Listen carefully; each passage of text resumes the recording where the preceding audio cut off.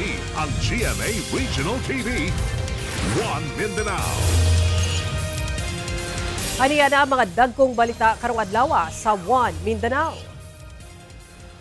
17 anyos nga lalaking sospek sa pagpatay sa 54 anyos nga empleyado sa Hingoog City Health Office misurrender na.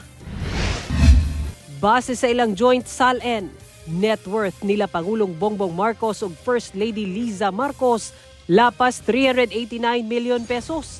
Samtang net worth ni Vice President Sara Duterte ug sa iyang bana miabot og 88.5 million pesos. Lalaking naghuramentado sa Iligan City, napusilan patay sa pulis. 14 anyos nga babae, patay sab human nadamay. Temporaryong dalan ug hagdanan duol sa nahugnong kalsada sa Quezon, Bukidnon, maagian na sa ubang sakyanan ug commuter. Giant holiday tree sa Tagum City, pasigao na karong gabi.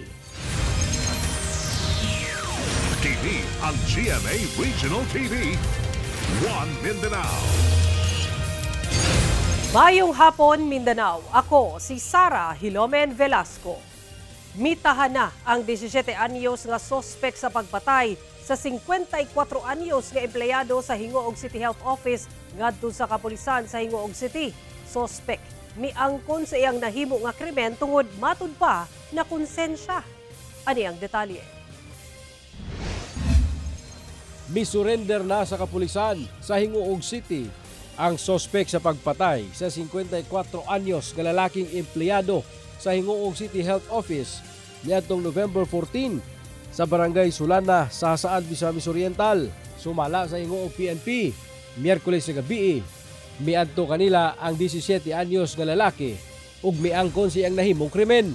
Gibutyag sab kuno niini nga iyang napatay ang biktima sa Hingoog City pa lang o gibiyahe niya kini paingon sa Hasaan, Misamis Oriental. Iyahang gi-manifest nga ang maong panghitabo nahitabo dito gyud sa duol sa Hingoog City Puriculture Center sa Barangay 16 Hingoog City. Ang iyaha lang giangkon sir kay kani ang nakonsensya siya. Na-recover sab sa kapulisan ang mga nawalang gamit sa biktima sama sa cellphone ug wallet. Una nang gibutyag sa PNP na posibleng kawat ang tuyo sa maong sospek. Iyaha pod gi tudlo ang exact location diin iyahang gitaguan ang kaniang personal belonging sa biktima.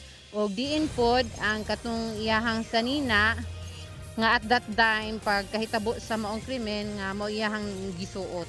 Posibleng mag-atubang ang maong batanon og kasong robbery with homicide. Wala pay pahayag ang sospek kahinumduman nga nakita ang patay ang biktima sulod sa iyang sakyanan nga adunay samad dinunggaban sa dughan niadtong November 15. Ako si James Paulo Yap, One Mindanao.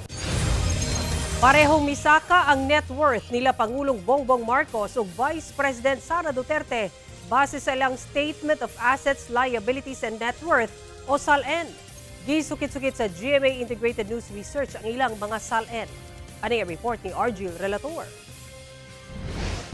Ang GMA Integrated News Research ang labing unang nakakuha og kopya sa Joint Statement of Assets, Liabilities and Net Worth o SALN nila Pangulong Bongbong Marcos o First Lady Liza Araneta Marcos gikan sa Office of the Ombudsman.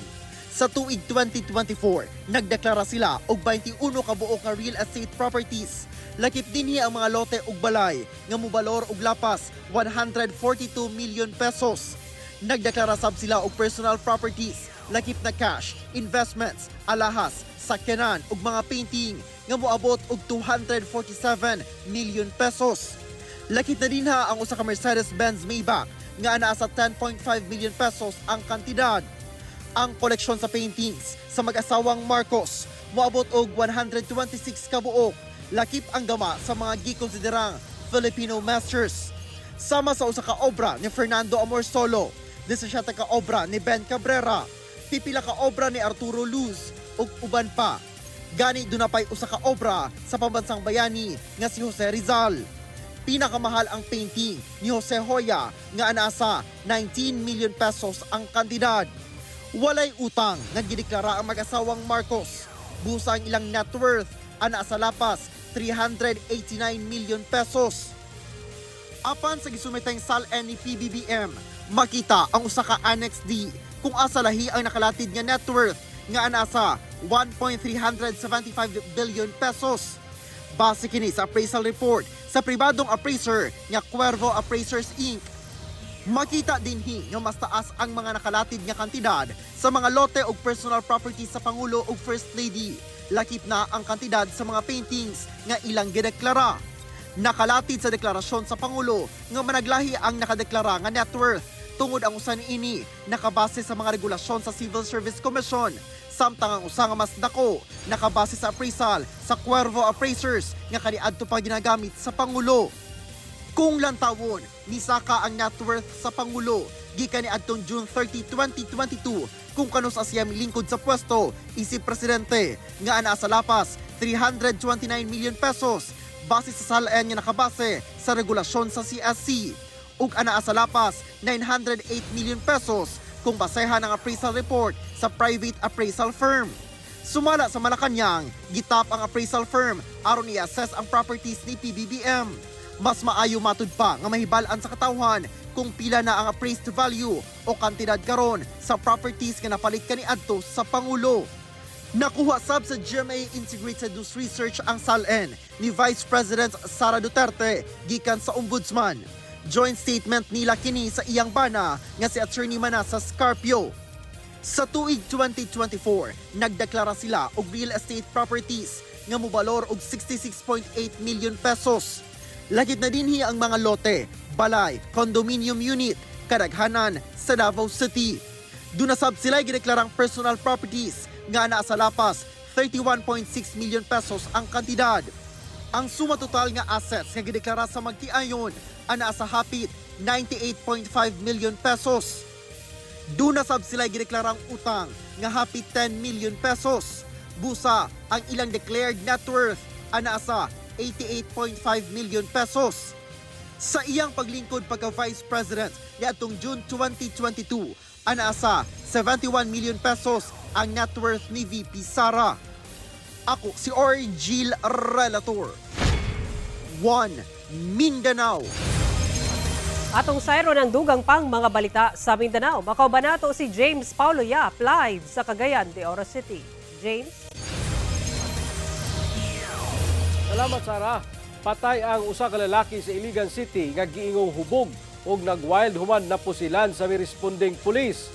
Apan usa ka 14 anyos nga babae ang patay sab, human na igo ug matud pa saag nga bala. Aniyan detalye.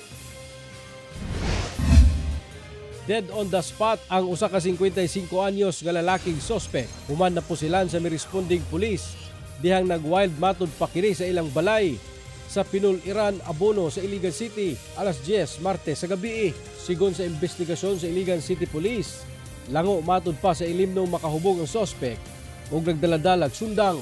Gisuwayan pa kuno pagpakalma sa mga responding police ang suspect apan giatake kuno niini ang usa ka pulis. Hinungdan nga natigbasan ang pulis sa iyang likod ug kamot. Ni-retaliate po atong kuan ato ang of course atong responding officer na mautoy nakaigo sa maong suspetsado. At the same time, ang isa niya kabady is nakita po niya na giayon nagtigbas ang kauban, position siya para po i-neutralize ang maong suspect. Apan nadamay kuno ang usa ka 14 anyos nga batang babae dihang midagan kini paingon sa balay sa ilang silingan nga duol lang sab sa lugar nga nahitabuan sa krimen. Naigo matud pa og saag nga bala ang bata sa iyang dughan. Gidala pa kini sa ospital apan gideklarang dead on arrival sa mga doktor. During sa confrontation yun nila. So either na while on the process na midagan siya kaya according magkuha daw siya cellphone is mauto na igo siya. Ang nakaigo is katong based sa sa ilahang reenactment is naay ang nakaigo is ang katong support body sa katong gitigbas. Naglusad na kunog investigasyon ang Iligan City Police Office ug temporaryo nga anaa sa Personnel Accounting and Holding Unit ang pulis nga nakapusil sa maong bata. Nagpaabot na sab ang Iligan City Police ug Police Regional Office 10 og tabang pinansyal sa pamilya sa bata. Sila nasad matud pa ang mag-abaga sa pagpalubong sa maong minor de edad nga biktima. Ako si James Paulo Yap, 1 Mindanao.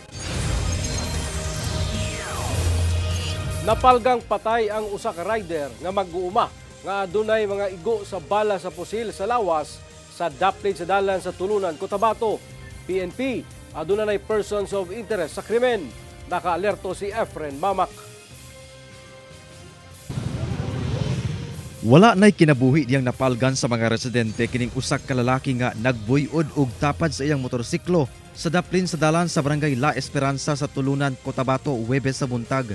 Nailhan ang biktima nga usa ka mag-uuma, 38 anyos og residente sa mong lungsod.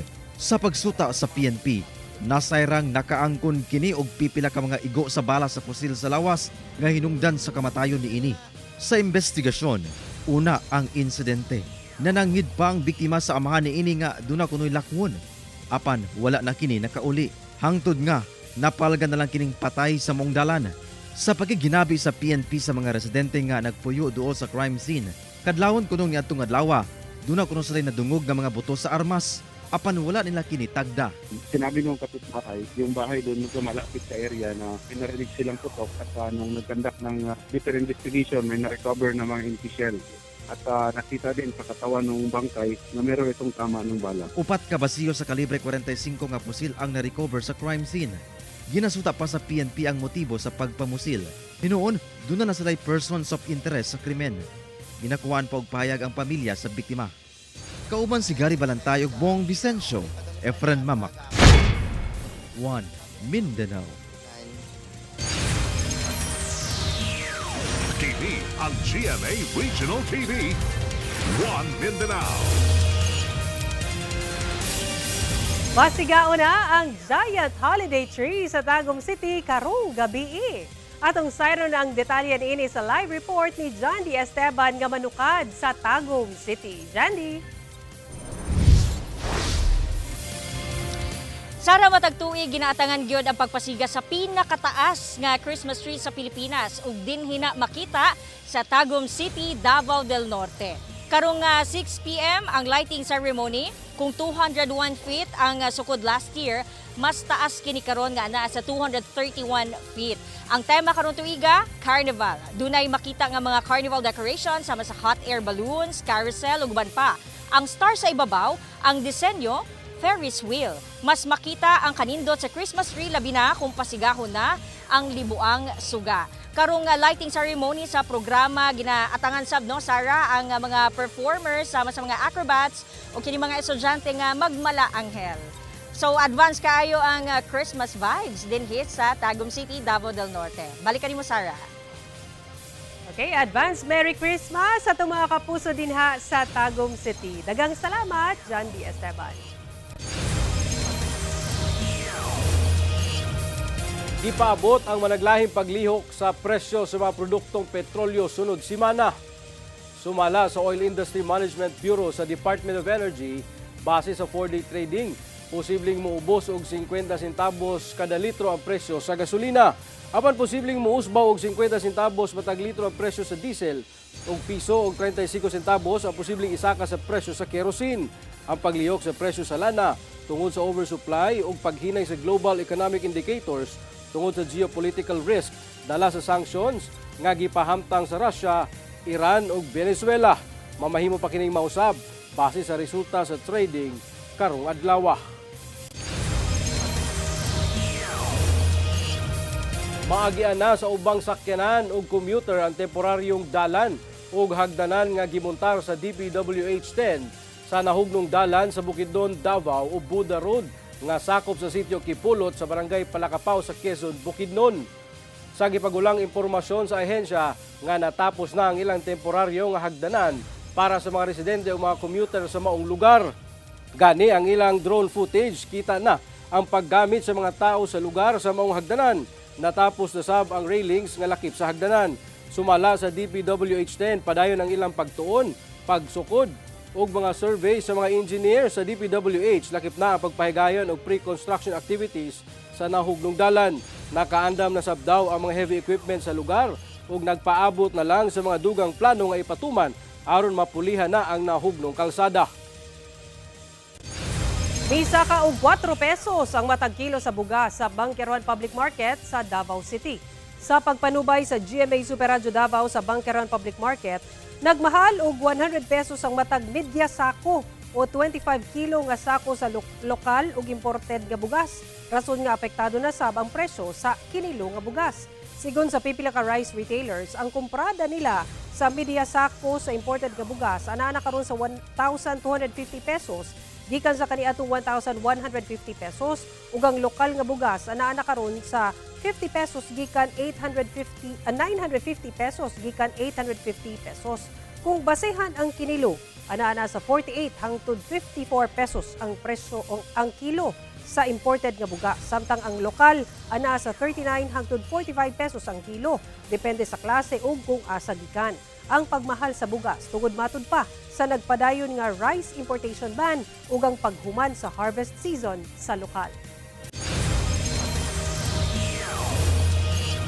Sobra na pulo ka mga pasahero ang samdan human mabanggaan ang gisakyang modern PUJ sa usa ka closed van truck sa Cagayan de Oro City. Nawadan matud pa og kontrol ang driver sa truck human mi preno. Ani ang report ni Cyril Chavez. Samdan sa nagkadayang parte sa lawas ang kapin na pulo ka pasahero sa modern PUJ nga biyaheng pa Manolo Fortich human mabanggaan og closed van truck sa Barangay Upper Puerto, Cagayan de Oro City adlong Biyernes. Matod sa PNP, pasado alas 7 sa buntag nahitabo ang aksidente kung asa nawada ng kontrol ang driver sa closed van truck diyang mipaak ang preno ni Ine apan nagpadayon ang dagan sa truck pag-abot sa pabahadang dalan. Rason nga nabangga ni Ine ang kasugat nga modern PUJ. Sa kakusog sa impact, nagtuyok-tuyok pa ang truck hangtod nahulog sa kanal. Samtang ang PUJ nabilin tunga sa dalan ug nasamdan ang mga pasahero ni Ine. Kinsa gipangdala sa ospital, luwas ug wala nasamdan ang driver sa PUJ. Kaluyan po dinoon, wala man po dinoy so para sa akong naibalan nga nagrabihan jud nga kanang pwede makabsan sa kinabuhi no. So kaluyan mga kuan lang jud dinoon. Mga minor lang nga injury, mga pasa lang, samad, mga ana lang. Gilayong gikustodiya sa Puerto Police ang driver sa truck nga gituhuang nakatulog apan saysay ni ini sa kapulisan nga gikan sila og General Santos City og mihunong sa Malaybalay City ni atong milabayng gabi og natulog. Buntag na diyang mibiyahe sila patagulwan Misamis Oriental. Butang nga imposibleng makatulog siya sa biyahe. Nakurat na lang kuno siya nga kalit siyang nawad-an og kontrol sa truck rason sa aksidente. Inaatunta nga mapasaylo ko nila kay saan man gyud nga wa man ako tuyo niya ikaduha. Una-una ba na ako daan nga pamilyado ba ko, siyempre magamping ko sang pag-drive kay panginabuhian ba na ako na. Kasong reckless imprudence resulting in damage to property and multiple physical injuries ang atubongon sa driver. Samtang ang modern PUJ nga nakababag sa dalan, human ang aksidente, gipadapli na sa dalan aron dili makaapekto sa dagan sa trapiko. Unta, maghinay-hinay lang ta sa dalan kay samot na kaning dirita sa Upper Puerto mga panaog nga portion. So gikan ta sa ibabaw panaog ta unta maghinay-hinay lang ta kay naagyoy mga portion sa ato ang dalan nga basa. So mao ni nga delikado gyud siya. Ginasulayan pa nga makuha og pahayag ang driver sa modern PUJ ug mga nasamdang pasahero. Kauban si Jaybert Pairat, Cyril Chavez. 1 Mindanao.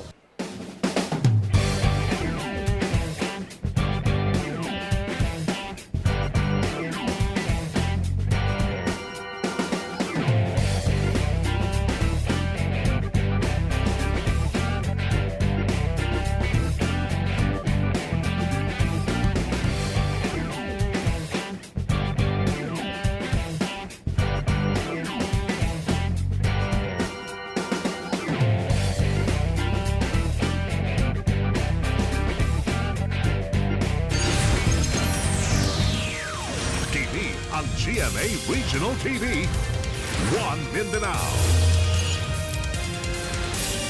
Mga kapuso, nagpadayon ang big time pamaskong handog nga proof of purchase promo sa GMA nga mo ang kapuso Big Time Panalo Season 4. Over 7 million pesos ang ipanghatag Lakip na ang upat ka makadaog og 1 million pesos para sa lucky mamimili ug sari-sari store owner sa Grand Draw.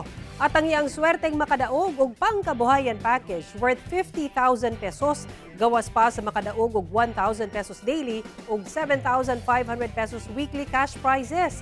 Ipadala lang ang inyong entries hangtod December 26, 2025.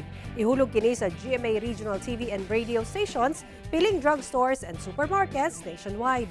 Mga kapuso, magbantay sa fake news, fake Facebook accounts or scam text. Tutok lang sa GMA o mubisita sa official Facebook page of GMA Promos para sa complete mechanics and announcements. Nakatakdang magpagula og desisyon ng Appeals Chamber sa International Criminal Court o ICC sa katapusan karong bulana labot sa hangyo ni kanhi Pangulong Rodrigo Duterte nga interim release. Sa pinakaulahing dokumento nga gipagula sa ICC, gipahibalo niini nga igawas sa Appeals Chamber sa open court ang desisyon labot sa interim release karong November 28, 2025 adlawng Biyernes. Kainumduman nga sa 23 ka pahina nga desisyon nga gipagula niadtong September 26, gibasura sa Pre-Trial Chamber 1 sa ICC ang hangyo nga interim release ni FPRRD. Kinahanglan matud pa nga magpabilin sa kustudiya sa ICC si FPRRD aron dili maapektuhan ang investigasyon ug proceedings sa iyang kasong crimes against humanity. Busa mipasaka og apila ang legal counsel ni FPRRD ngadto sa Appeals Chamber. Gisibog ngadto sa Disyembre ang schedule sa payout sa mga benepisyaryo sa Expanded Centenarian Law sa Davao City. Sa impormasyong nakuha sa GMA Superradyo Davao, base sa abiso sa Davao City Office of the Senior Citizen Affairs, inay karong bulan sa Nobyembre, nakatakdang iapod-apod ang pahalipay sa Disyembre 1 hangtod 5. Sumala ni Lorenzo Borja ang head sa OSCA Davao. Tumong sa pagsibog sa schedule nga mahatagan og lugway alang sa aplikasyon sa mga nag-edad og 80, 85, 90 ug 95 anyo sa tuig 2024 ug 2025. Pinaagi niini mas daghan ang mahatagan og cash gift. Ubos sa Expanded Centenarian Act, ang mga nag-edad og 80, 85, 90 ug 95 years old makadawat og tig 10,000 pesos, samtang ang mga nakaabot og 100 years old makadawat og 100,000 pesos. Giawhag ni Borja ang mga katigulangan o representante nga bubisita sa opisina alang sa pagsayod kung lakip silang makadawat sa mga pahalipay. Nagbahad ang LTFRB sa mga PUV driver ug operator nga masilutan kung galing dili mohatag og saktong diskwento sa mga estudyante, senior citizen ug persons with disabilities o PWD. Sumala sa LTFRB 11 base sa nakuhang impormasyon sa GMA Superradyo Davao. Silutan ang PUV driver kung dili mohatag og diskwento sa mga estudyante panahon sa weekend ug dunay mga pagsuspindi sa klase. Sa pahayag ni LTFRB Chairman Attorney Vigor Mendoza, ilalom sa Republic Act 11314, kon an act institutionalizing the grant of student fare discount privileges on public transportation, kinahanglang dunay diskwento alang mga estudyante lakip na atul sa mga holiday. Nagpasidaan ng LTFRB 11 ngadto sa mga operator ug driver nga posibleng pasakaan sila og kaso kung pakyas nga mohatag og diskwento sama sa 3 ka bulan nga suspensyon sa driver's license ug multa nga 1,000 pesos. Samtang alang sa operator, mamahimong mamultahan og hangtod 15,000 pesos og revocation sa Certificate of Public Conveyance. Giawhag sa LTFRB 11 ang mga estudyante nga moreklamo kung galing dili mahatagan og diskwento. Lakip sab sa gipasidaan sa ahensya ang paghatag og diskwento alang sa mga senior citizen ug PWD. Gibutiag sa Davao City Police Office nga miubos ang kaso sa kriminalidad sa syudad. Sa datos sa Davao City Police Office nga nakuha sa GMA Superradyo Davao, gikan Hulyo 1 hangtod Nobyembre 13 karong tuiga, moabot sa 192 ka kaso sa 8 focus crimes ang natala sa syudad. Labing ubos itandi sa 432 ka kaso sa susamang panahon sa nakalabayng tuig. Labing miubos ang kaso sa pagpangawat, diin 92 ang natalang kaso sa ikatulong quarter karong tuiga. Itandi sa 216 ka mga kaso sa susamang panahon sa nakalabayng tuig. Miubos sab ang kaso sa pagpanglugos nga naa karon sa 34 ka kaso ug ang pagpanulis nga naa sa 14 ka mga kaso. Nalakip sab sa 8 focus crimes ang kasong pagpatay o murder. homicide, physical injury ug pagpangawat og motor ug sakyanan. Gikondena sa Nordeco ang mga lihok sa Davao Light ug miingong sila gihapon ang lehitimong distribution utility sa Davao del Norte ug Davao de Oro. Apan ang Davao Light mibarog nga nahisubay sa balaod ang ilang ginahimo. Ani report ni John D. Esteban. Sa pahayag sa Northern Davao Electric Cooperative o Nordeco, ilang gibarugan nga sila gihapon ang lehitimong electric distribution utility sa Davao del Norte ug Davao de Oro. Doon na pamanggod daw pending nga kaso sa Korte Suprema. Dinilahang gipetisyonan ang Republic Act 12144, ang balaod nga nag-expand sa franchise area sa Davao Light sa nasangpit nga mga probinsya. Ilahang gikondena ang mga lihok sa Davao Light sama sa meter reading, pag-post ug billing, ug plano sa pagtukod ug collection ug customer service points sa Samal ug Kapalong. Sa bahin sa Davao Light, ilang girespeto ang opinyon sa Nordeco.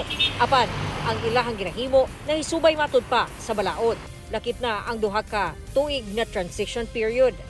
I understand that there are cases being filed in the Supreme Court, but without any ruling or any actions from the court, the law is regular. So meaning it's in effect, and we're just complying with the law. Gi-question sab sa Nordeco ang ginahimong bidding activity sa Davao Light. Tubag sa Davao Light, ang tanang proyekto kinahanglan mabid kay usa kini sa mga rekisito sa Energy Regulatory Commission o ERC. All projects needs to be bidded out. So that's why we're bidding a lot of the activities. Again, this is in compliance with the transition plan. So when we implement, we have to select several suppliers. Dugang ni Tia nang hinaot ang Davao Light nga makigpulong ug mukooperar ang Nordeco kanila. Kauban si Giorgio Solarte sa kamera, John D. Esteban, One Mindanao. Mga kapuso, 34 kaadlaw na lang, Pasko na! Ug mao kato ang mga ulihing balita sa Mindanao karong adlaw. Mamahimo ninyo kining makita pag-usab pinaagi sa pagbisita sa official website sa GMA Regional TV o bisita ang among official YouTube channel ug i-click ang subscribe button para sa pinakaulahing balita.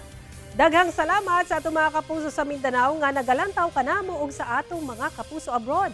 Padayon lang sa pagtutok sa mga lokal nga balita matag adlaw. Tungod sa GMA Regional TV, Local News Matters. Kami ang GMA Regional TV 1 Mindanao. Tibok pwersa para sa mas dakong misyon ug mas halapad nga pagserbisyo sa nasod. Happy weekend mga kapuso ug mag-amping kita kanunay.